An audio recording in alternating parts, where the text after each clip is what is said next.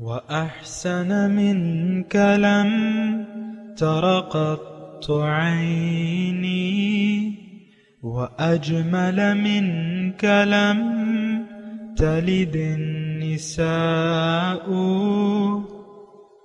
خلقت مبرأ من كل عيب خلقت مبرأ من كل عيب كأنك قد خلقت كما تشاء كتاب أنزلناه إليك مبارك ليدبروا آياته وليتذكر أولو الألباب۔ یہ کتاب برکت والی ہے جسے ہم نے آپ کی طرف نازل فرمایا ہے تاکہ دانش مند لوگ اس کی آیتوں میں غور و فکر کریں اور نصیحت حاصل کریں۔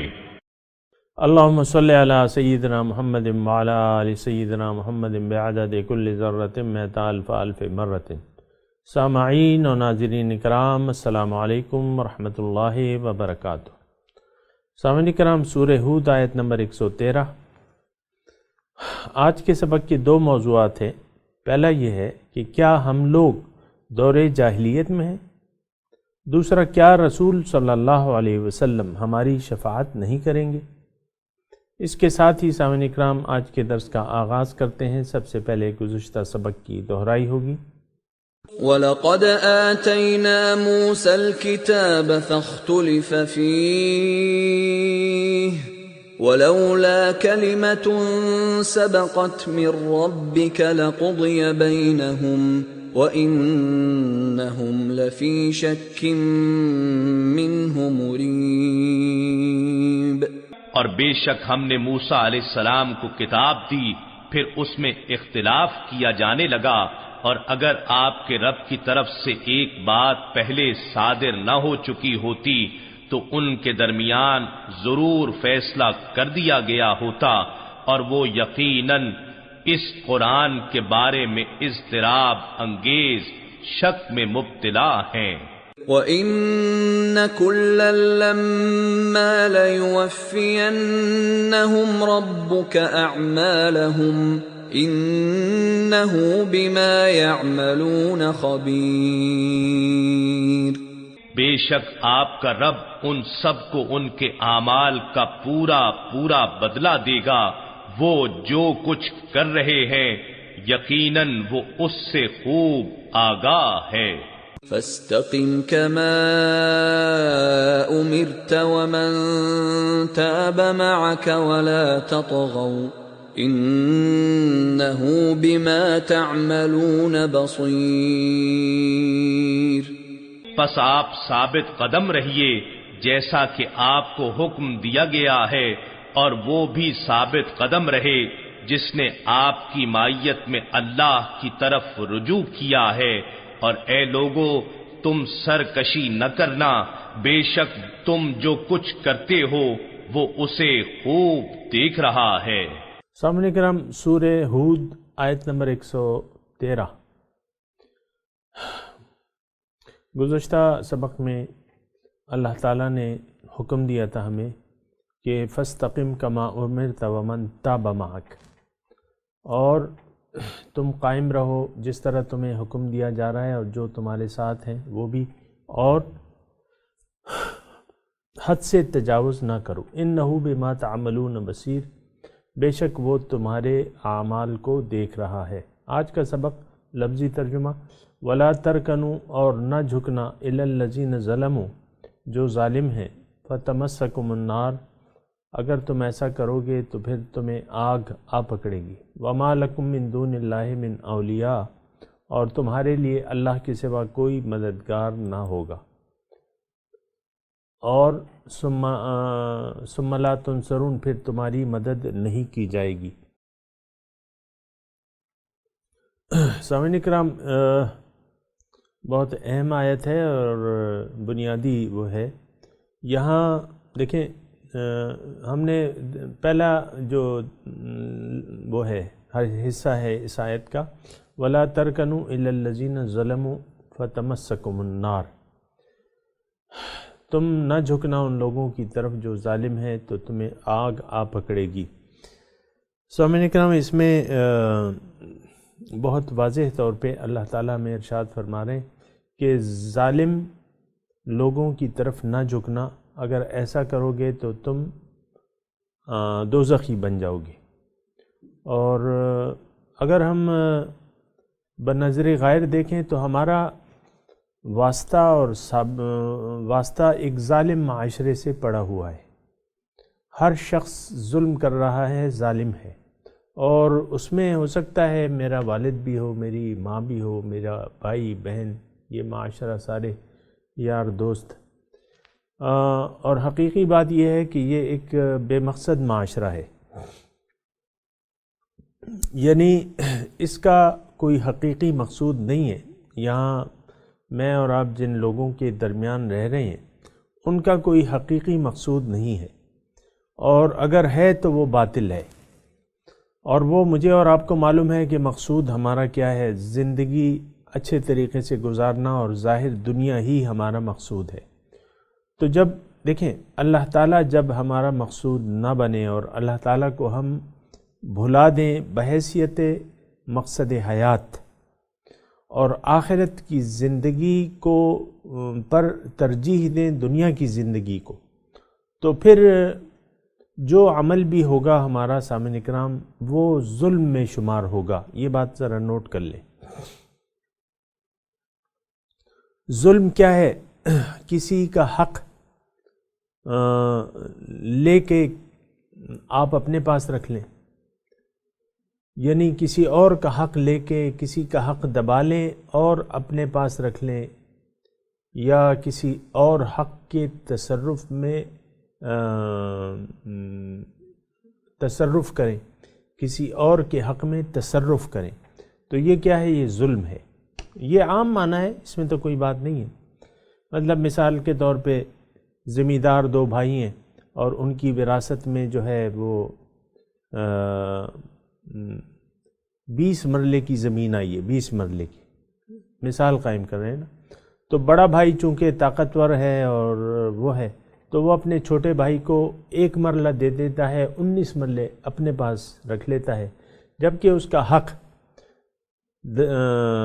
10 مرلے کا ہے، تو وہ 1 مرلہ دے دیتا ہے۔ تو یہ ظالم ہوا کہ نہ ہوا؟ چھوٹا بھائی چونکہ انڈر پریشر ہے تو وہ کچھ کہہ نہیں سکتا۔ تو یہ آپ معنی جو ہے نا ظلم کا صحیح معنی ذرا ذہن میں رکھیں۔ ہم جس معنی میں ظلم لیتے ہیں، مطلب آپ کسی پہ کسی کو مار رہے ہیں، یا کسی کو کوئی بھی ایسا ہو نا کہ آپ اس کو بے دریغ مار رہے ہیں مثال کے طور پہ، یعنی ہمارے ذہن میں جو ظلم کی وہ ہے تھوڑی سی تصویر ہے نا، وہ یہ ہے کہ آپ کسی پر ظلم کر رہے ہیں کہ اس کو چھڑی سے مار رہے ہیں، یا اس کو چھری سے اس کو زخمی کر رہے ہیں بلا کسی وجہ کے، اور اس کو چھڑی سے زور زور سے مار رہے ہیں، دریں مار رہے ہیں، لاتیں چلا رہے ہیں۔ تو یا آپ نے ایک غریب تھا، اس کا گھر گرا دیا، غریب تھا، اس کا آپ امیر ہیں مثال کے طور پہ، آپ نے اس کا گھر، تو یہ محدود مفہوم ہے۔ حقیقی مفہوم سامعین کرام ذرا ذہن میں رکھنا چاہیے، ظلم کا حقیقی مفہوم، اور ظلم یہ ہے۔ دیکھیں یہاں ظالم کا تذکرہ ہو رہا ہے، اس لیے میں تھوڑی سی تشریح کر رہا ہوں، ورنہ میں آپ کو اتنا تفصیل سے نہ بتاتا۔ اور یہ بہت اہم آیت ہے، اس میں اللہ تعالیٰ فرما رہے ہیں کہ ہدایت دے رہے ہیں کہ تم ظالموں کی طرف نہ جھکنا۔ تو دیکھیں اطاعت بندگی اللہ تعالیٰ کا حق ہے، لا معبود الا اللہ، اللہ کے سوا کوئی ہستی ایسی ہے ہی نہیں جس کی ہم اطاعت کریں یا کہنا مانیں یا اس کے کہنے کے مطابق زندگی گزاریں۔ تو اگر ایسا کسی نے کیا کہ اللہ تعالیٰ کے علاوہ، حکم کے علاوہ کسی اور کا حکم مانا اور اس کے مطابق یہ زندگی گزارتا ہے، تو اس کا مطلب یہ ہے اللہ تعالیٰ کا جو حق تھا اس نے دبا لیا اور اب یہ ظالم بن گیا۔ اب بندگی اللہ تعالیٰ کا حق ہے، اطاعت کرنا، کہنا ماننا، انسان کو اللہ ہی کی بندگی کرنی چاہیے، ظاہر ہے۔ تو اگر اس نے اپنے نفس کی خواہشات کو ماننا شروع کر دیا، میں آسان کرتا ہوں ذرا مضمون کو، اگر اس نے اپنی مرضی سے زندگی جینا شروع کر دی، اس کا مطلب یہ ہوا کہ اللہ تعالیٰ کا جو حق تھا، کیونکہ اللہ تعالیٰ کے بارے میں تو کلمہ توحید ہمیں یہ بتاتا ہے کہ لا الہ الا اللہ، اللہ کے سوا کوئی معبود نہیں ہے۔ تو اگر آپ نے اللہ کے سوا کسی اور کو الہ کا درجہ دے دیا، خواہ آپ کا وہ نفس ہے یا آپ کا ماں ہے، باپ ہے، بھائی ہے، آپ کا معاشرہ ہے، یار دوست ہیں، تو اگر یہ سب ظالم ہیں، اگر کی میں شرط لگا لوں، اگر یہ سب ظالم ہیں، یعنی یہ ہوائے نفس پر چل رہے ہیں، تو یہ ظالم ہیں۔ اگر آپ نے ان کا کہنا مان لیا یا ان کے کہنے کے مطابق کچھ کام کر لیا اللہ تعالیٰ کے حکم کو چھوڑ کے، تو پھر یہ ہے کہ یہ آپ بھی اس ظلم میں شریک ہو گئے۔ تو اس آیت میں اللہ تعالیٰ میں فرما رہے ہیں کہ وَلَا تَرْكَنُوا إِلَى الَّذِينَ ظَلَمُوا فَتَمَسَّكُمُ النَّارُ، ظالموں کی طرف جھکنا نہیں، ان کا کہنا نہ ماننا۔ ایسا کرو گے تو تم بھی ظالم بن جاؤ گے۔ ظالم کا ساتھ دینا گویا کہ ظلم کرنے کے مترادف ہے سامنے کرام۔ وَلَا تَرْكَنُوا إِلَى الَّذِينَ ظَلَمُوا، ظالموں کی طرف نہ جھکنا۔ اس سے پہلی جو آیت ہے یہ اس کا ایک تتمہ ہے، یہ جو آیت نمبر 112 ہے نا، فَاسْتَقِمْ كَمَا أُمِرْتَ وَمَنْ تَابَ مَعَكَ وَلَا تَطْغَوْا۔ پچھلی آیت کو نظر انداز نہ کریں، اگر اس کو آپ دیکھ کے یہ آیت پڑھیں گے تو ذرا زیادہ اچھی طرح سمجھ میں آ جائے گی۔ گزشتہ آیت میں کیا حکم تھا؟ فَاسْتَقِمْ كَمَا أُمِرْتَ، جو حکم دیا جا رہا ہے اس پہ ٹھیک کھڑے ہو جاؤ، اور جو تمہارے ساتھ ہیں وہ بھی، اور تطغوا، حد سے تجاوز نہ کرنا۔ تطغوا کے میں نے گزشتہ درس میں بھی معنی بیان کیے تھے، طغیانی، طغا، حد سے تجاوز۔ دیکھیں ایک بات جو ہے سامعین کرام ذرا نوٹ کر لیں، انسان کی حد کیا ہے، مخلوق کی حد کیا ہے، بلکہ کہ خالق کی اطاعت، خالق کی مرضی کو پورا کرنا۔ یہ ایک ایسی تشریح ہے کہ اس میں کوئی لمبے چوڑے دلائل کی ضرورت ہے نہیں۔ ایک مشین آپ بنا رہے ہیں اور تو وہ جس مقصد کے لیے بنا رہے ہیں اور جس طریقے سے آپ بنا رہے ہیں تو وہ اسی طرح کام کرے گی۔ اگر اس مشین میں کوئی بھی پرزہ یہ کہہ دے کہ نہیں میں تو اپنی مرضی سے چلوں گا، تو وہ تو پھر فساد ہو جائے گا نا، فساد ہو جائے گا پھر۔ تو اللہ تعالیٰ دیکھیں ساری کائنات جو ہے اللہ تعالیٰ کی مطیع اور تابعدار ہے۔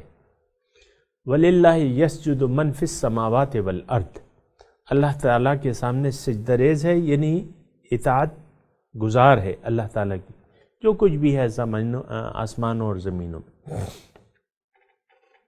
اب انسان کو اللہ تعالیٰ نے حکمت کے طور پہ کچھ اختیار عطا کیا ہے، اس کی میں تفصیل کسی وقت اور بیان کر دوں گا۔ اب انسان کو جب اختیار دے دیا گیا، لیکن ساتھ کہہ دیا گیا کہ یہ اختیار تم نے استعمال نہیں کرنا، بلکہ کس طریقے سے تم نے زندگی گزارنی ہے۔ فَإِمَّا يَأْتِيَنَّكُم مِّنِّي هُدًى، میں تمہیں بتاؤں گا کہ یہ زندگی کیسے گزارو، کیوں گزارو، کیسے گزارو، میں تمہیں بتاؤں گا۔ تو یہ آیت نمبر 112، فَاسْتَقِمْ كَمَا أُمِرْتَ، جو تمہیں حکم دیا جا رہا ہے اس پہ استقامت اختیار کر لو، اور طغیانی سرکشی نہ کرنا۔ تطغوا کے معنی میں نے کل بھی بیان کیے تھے۔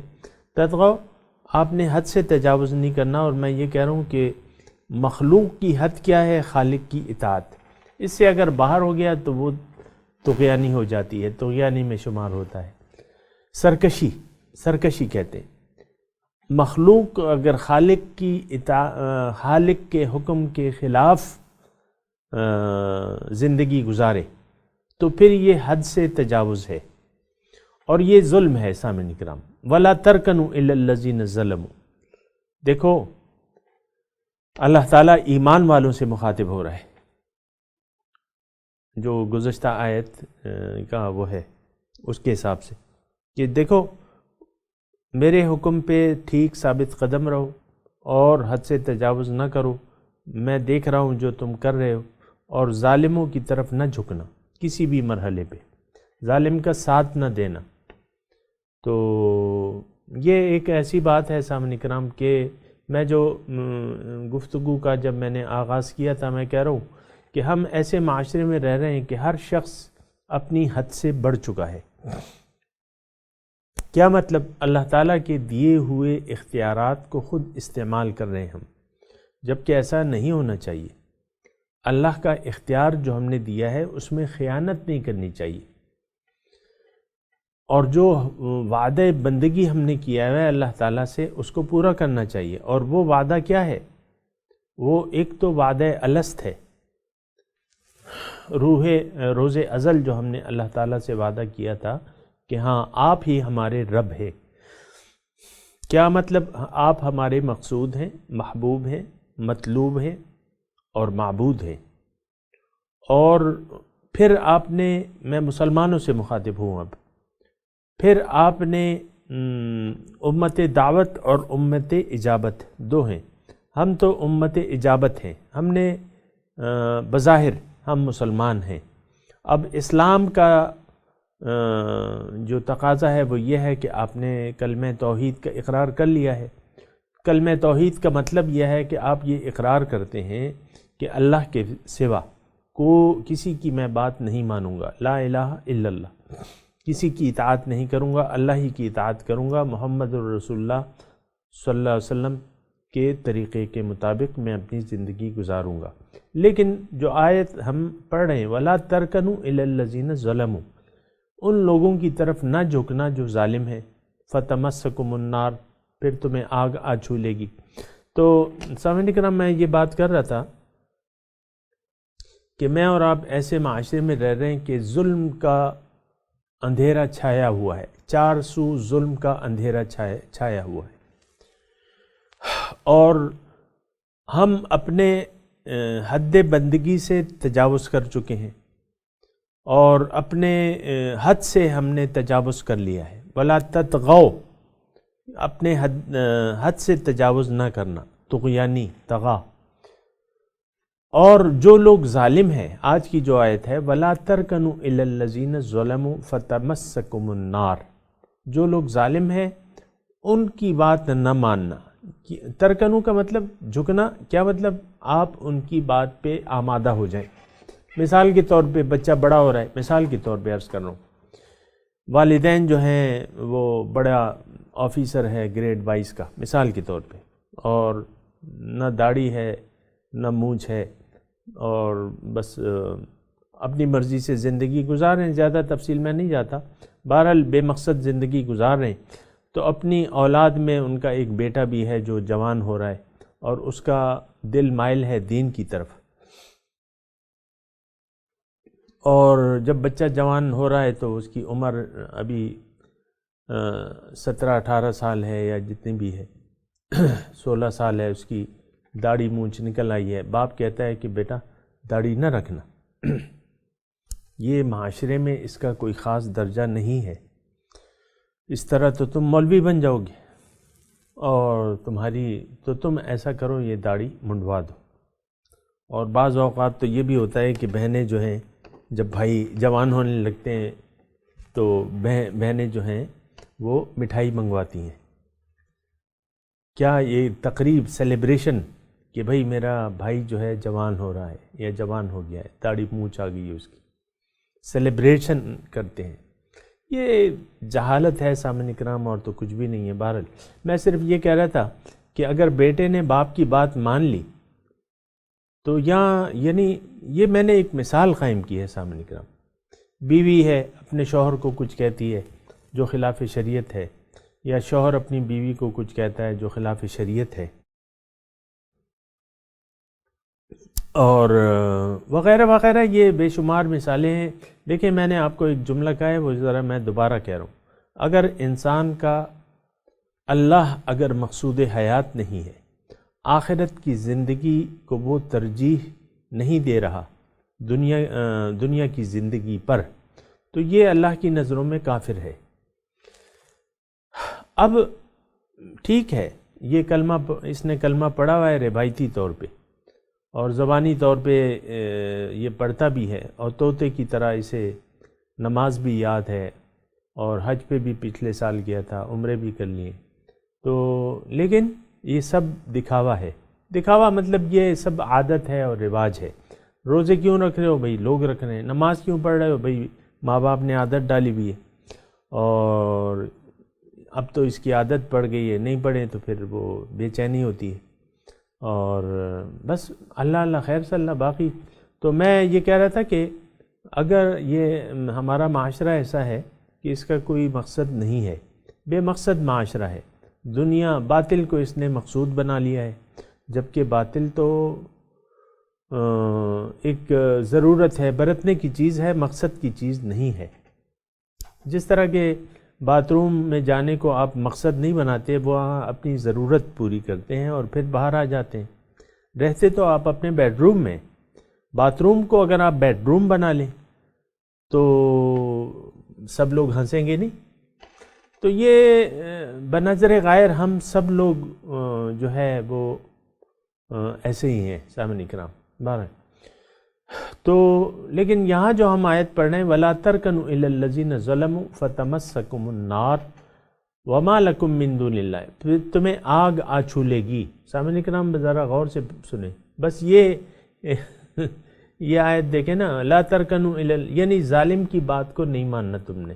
کیا مطلب؟ خلاف شریعت بات کو نہیں ماننا۔ کیا مطلب؟ اپنے دین پر قائم رہنا ہے، اور اس کا مطلب یہ بھی ہے کہ اللہ کو مقصود بنائے رکھنا، آخرت کو ترجیح بنائے رکھنا۔ وَلَا تَرْكَنُوا إِلَى الَّذِينَ ظَلَمُوا، اور ظالموں کی بات نہ سننا، نہ ماننا۔ اگر ایسا کرو گے فَتَمَسَّكُمُ النَّارُ، پھر تمہیں آگ آ چھولے گی۔ وَمَا لَكُم مِّن دُونِ اللَّهِ مِّنْ أَوْلِيَاءَ، اور نہیں ہوگا اللہ کے سوا تمہارا کوئی بھی مددگار۔ ثُمَّ لَا تُنصَرُونَ، پھر تمہاری کوئی مدد نہیں کرے گا۔ تو سامعین اکرام یہ اس آیت کے اس حصے بھی غور کریں۔ دیکھیں ہم ساری زندگی ظلم کرتے رہتے ہیں، ہم ظالم بنے ہوئے ہیں، ظلم کرتے رہتے ہیں۔ اس کا کیا مطلب ہے؟ کہ اللہ تعالی ہمارا مقصود حیات نہیں ہے، بلکہ ظاہر ہمارا مقصود ہے دنیا کی زندگی گزارنا۔ اچھی زندگی ہم کس کو کہتے ہیں؟ اچھی زندگی ہم اسی کہتے ہیں کہ بہت سے پیسے ہوں، پیسے آتے رہیں، ہم اچھا کھانا، اچھا رہنا، اچھا پہننا، اور اس لائف کو ہم انجوائے کرتے رہیں۔ کبھی کبھی باہر آؤٹنگ پہ چلے جائیں، باہر کھانے چلے جائیں، اور خوب مزہ کریں۔ یہ خاص طور پہ میں اس لیے کہہ رہا ہوں کہ جو نئی نسل ہے اس کے ذہن میں بھی یہی ہے کہ لائف فار انجوائمنٹ، یہ انجوائمنٹ کے لیے انجوائے کرو۔ تو یہ بہت زیادہ اندھیرا ہے، میں دوبارہ کہہ رہا ہوں سامعین کرام، جہالت کے اندھیرے ہیں چار سو، اندھیرا پھیلا ہوا ہے، سخت اندھیرا ہے۔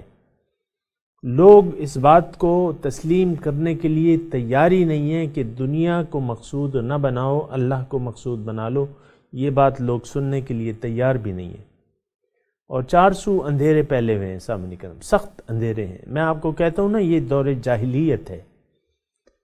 دور جاہلیت وہ اس زمانے کو کہا جاتا ہے جو حضور صلی اللہ علیہ وسلم کے آنے سے پہلے جو معاشرہ تھا، جو کفر کا اور شرک کا معاشرہ تھا، اس کو دور جاہلیت کہتے ہیں۔ آج بھی سامعین کرام ہم دور جاہلیت میں رہ رہے ہیں۔ ہمیں تو قرآن کی اہمیت کا کوئی اندازہ ہی نہیں ہے، رسول کی رسالت کا ہمیں کوئی اندازہ ہی نہیں ہے۔ تو بس یہ ساری باتیں ہیں، اور یہ بڑی خطرناک بات ہے سامعین کرام، یعنی اس کا نقصان جو ہے ہمیں خود اٹھانا ہوگا۔ میں اپنی آیت کی طرف آتا ہوں، مَا لَكُم مِّن دُونِ اللَّهِ مِّنْ أَوْلِيَاءَ۔ اب یہ ہے کہ ہم ایک مسلمان معاشرے میں رہ رہے ہیں، ہمارے ماں باپ مسلمان تھے، ظاہر ہے میرے سامعین کی اکثریت میں مسلمانوں کی ہے، تو وہ روایتی طور پہ جدی پشتی ہم مسلمان چلے آ رہے ہیں، کبھی ہم نے اپنے دین پہ سوچا نہیں ہے، اور اب بھی ہم کوئی بامقصد زندگی گزارنے کے لیے تیار نہیں ہیں۔ عام طور پہ سامعین کرام یہ جو باتیں ہوتی رہتی ہیں اور کہنے والے کہتے رہتے ہیں، تو وہ دو کان اللہ تعالیٰ نے اس لیے دیے ہیں، اللہ تعالیٰ یعنی ہم یہ سمجھتے ہیں کہ ایک کان سے سنو اور دوسرے کان سے نکال دو۔ وَمَا لَكُم مِّن دُونِ اللَّهِ مِنْ أَوْلِيَاءَ ثُمَّ لَا تُنصَرُونَ، اللہ کے سوا تمہارا کوئی دوست نہیں ہے۔ تو بہرحال میں یہ بات کر رہا تھا سامعین کرام کہ ہم جس معاشرے میں رہ رہے ہیں اس میں یہ تصور ہے کہ بھئی میں مسلمان ہوں لیکن کافر تو نہیں ہوں، مسلمان ہوں مشرک تو نہیں ہوں، مسلمان ہوں کافر تو نہیں ہوں، یہ ہمارا وہ ہے۔ اور اس کی میں وضاحت کر بھی چکا ہوں کہ اصل بات جو ہے وہ رویوں کی ہوتی ہے۔ اگر کلمہ پڑھ کے کوئی مشرکانہ افعال کر رہا ہے یا کلمہ پڑھ کے کوئی منافقانہ زندگی گزار رہا ہے یا کلمہ پڑھ کے کوئی کافرانہ روش کسی نے اختیار کر لی ہے، تو پھر آپ اس کو کیا کہیں گے؟ اصل بات تو اعمال کی ہے نا صاحب، اصل بات تو روش کی ہے قرآن کی روح سے۔ تو پھر اس معاشرے میں جب ہم رہ رہے ہیں، مسلمان اپنے آپ کو سمجھتے ہیں، پھر ہم یہ سمجھتے ہیں کہ اللہ تعالیٰ غفور الرحیم ہے، اللہ غفور الرحیم ہے، بخش دے گا اس کو، ہمارے نماز روزے کی کیا ضرورت ہے؟ بعض لوگ ایسا کہتے ہیں، بھئی زندگی بس گزارو اور کسی کو تکلیف مت پہنچاؤ، کسی کا مال نہ کھاؤ، اللہ خیر صلی اللہ، بس باقی حقوق العباد پورے کرو، حقوق اللہ تو اللہ تعالیٰ معاف کر دے گی۔ یہ ایک تصور ہے، ایسی ایک کیٹیگری موجود ہے۔ پھر بامقصد زندگی گزارنا ہماری نظر میں کوئی اہمیت کا حامل نہیں ہے۔ یہ میں اپنے جو مشاہدات ہیں میرے، بامقصد زندگی گزارنا کوئی چاہتا ہی نہیں ہے، یعنی اللہ کو مقصود صرف اللہ کو مقصود بنا لینا یہ کسی کی سمجھ میں نہیں آتا کہ بھئی یہ کیا کہہ رہا ہے، یہ تو پاگل ہے۔ وَقَالُوا يَا أَيُّهَا الَّذِي نُزِّلَ عَلَيْهِ الذِّكْرُ إِنَّكَ لَمَجْنُونَ، یہ بات تو ہمارے حضور نے بھی کہی تھی، اور ان کو کہا گیا تھا کہ اے وہ شخص جس پہ یہ ذکر نازل ہوا ہے تم تو دیوانے ہو۔ تو آج بھی مطلب یہ ہے کہ اگر کوئی ظاہر دیوانہ نہ کہے اہل حق کو، لیکن ان کی بات سننے کے لیے کوئی تیار نہیں ہے، ان کی بات پہ کان دھرنے کے لیے کوئی تیار نہیں ہے۔ جو اللہ کی طرف دعوت دینے والے لوگ ہیں ان کی دعوت پہ کوئی کان دھرنے کے لیے تیار نہیں ہے، پھر تصور یہ ہے کہ حضور صلی اللہ علیہ وسلم بخشش کریں گے ہماری، شفاعت تو حق ہے، ہم اگر گناہگار بھی ہیں تو کیا ہو گیا؟ بہرحال یہ سارے تصورات ہیں، لیکن یہاں آپ دیکھ لیں کہ ما لکم من دون اللہ من اولیاء ثم لا تنصرون، پھر تمہاری کوئی مدد نہیں کی جائے گی اور نہ تمہارا کوئی دوست ہوگا۔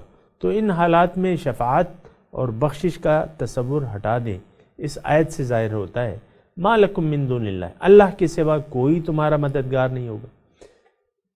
اب کوئی میں تو کوئی آ جاتا ہے، یعنی اللہ تعالیٰ ناراض ہے تو پھر تو تمہاری کوئی بھی مدد نہیں کی، ثم لا تنصرون، پھر تمہاری کوئی مدد نہیں کر سکے گا۔ سامعین اکرام، اب اس آیت کی تلاوت اور ترجمہ سنتے ہیں۔ وَلَا تَرْكَنُوا إِلَى الَّذِينَ ظَلَمُوا فَتَمَسَّكُمُ النَّارُ وَمَا لَكُم مِّن دُونِ اللَّهِ مِنْ